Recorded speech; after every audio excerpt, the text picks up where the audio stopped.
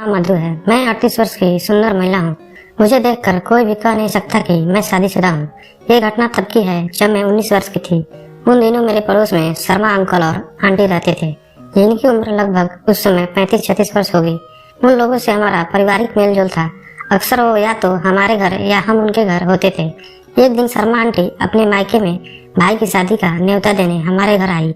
उन्होंने मेरे मम्मी को सब परिवार आने का न्योता दिया और कहा कि शर्मा अंकल शादी में 1-2 दिन पहले आएंगे, आप लोग भी उनके साथ आ जाना। मैं आज अपने मायके शादी की तैयारी के लिए जा रही हूँ। मेरी मम्मी ने शर्मा आंटी से कहा, हाँ भाभी जी, आप बिल्कुल आप निश्चित होकर जाइए। भाई साहब के खाने पीने का पूरा ध्यान हम लोग रख लेंगे। यह सुनकर शर्मा आंटी मन में निश्चित भाव लेकर अपने मायके चली गई। अब शर्मा अंकल को सुबह की चाय, दिन का खाना, रात का खाना देने जाने की जिम्मेदारी मेरी हो गई। एक दिन उन्होंने मुझसे पूछा, मधु तुम्हारा कोई बॉयफ्रेंड है क्या? मैंने कहा नहीं तो। उन्होंने बड़े आश्चर्य से मुझसे कहा, तुम इतनी बड़ी हो गई हो और अभी तक तुम्हारा कोई बॉयफ्रेंड नहीं है। तुम तो इतनी सुंदर हो, तुम्हारे पीछे तो हजारों लड़के पड़ते होंगे, फिर भी तुमने आज तक किसी को अपना बॉयफ्रेंड नहीं बनाया। तुम्हारा कोई भी बॉयफ्रेंड क्यों नहीं है?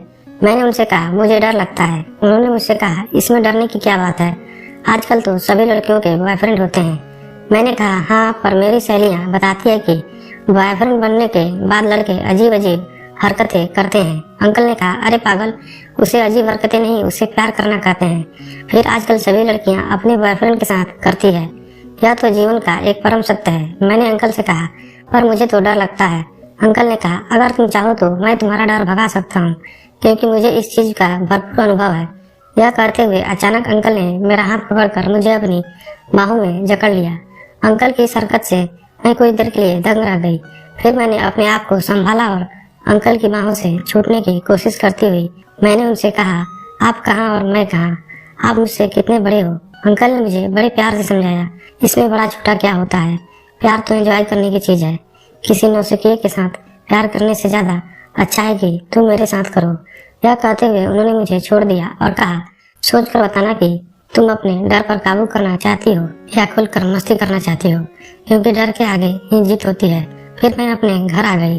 घर आकर मैंने किसी को कुछ नहीं कहा, क्योंकि कहीं न कहीं मैं भी शर्मा अंकल को पसंद करने लगी थी और उनकी इस हरकत पर मुझे किसी भी प्रकार का गुस्सा नहीं आ रहा था।